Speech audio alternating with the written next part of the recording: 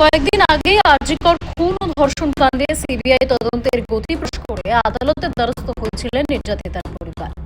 তাদের সেই আবেদনের শুনানিতেই সিবিআই আরজিকর হাসপাতালে তরুণী চিকিৎসককে ধর্ষণ ও খুনের মামলায় সিবিআই তদন্ত ঠিক কতভাবে অগ্রগতি হচ্ছে তদন্তের সে নিয়ে সোমবারের মধ্যে স্ট্যাটাস রিপোর্ট জমা দিতে হবে।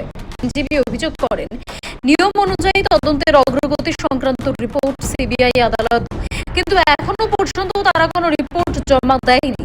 এই কারণেই নির্যাতিতার পরিবার বার করতে আরজিকর মামলায় ধৃত সিভিক ভলেন্টিয়ার সঞ্জয় রায়কে মূল অভিযুক্ত হিসেবে তদন্ত শেষ করে চার্জশিট দাখিলের পর বিচার প্রক্রিয়াও শুরু হয়ে যায় এবং 15ই জানুয়ারি আদালত সঞ্জয়কে দোষী সাব্যস্ত করে।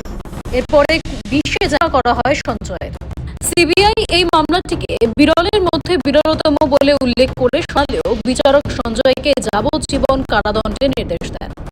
তবে এই তদন্তে তার পরিবার প্রকৃত অপরাধীদের আড়াল করা হচ্ছে এমন অভিযোগ তুলে সিবিআই এর তারা বললাম যারা যারা ওই ঘটনার সঙ্গে জড়িত তারা তদন্তের আওতায় নিয়েছে এবং বিচার বিভাগের বিচারের মধ্যে এনে করছেন না বিরোধিতা করছে। আমরা সবকিছুতেই সমর্থন করছি, যেখানে আমার মেয়ের বিচার পাবো।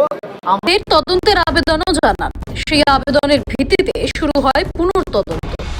সেই রিপোর্ট জমা দিতে হবে সোমবার আদালতে সিবিআই এর রিপোর্ট জমা দেওয়ার পরে এই মামলা খতিয়ে দেখে পরবর্তী পদক্ষেপ কি হতে পারে সেই বিষয়ে সিদ্ধান্ত নেওয়া হবে। সময়, কলকাতা।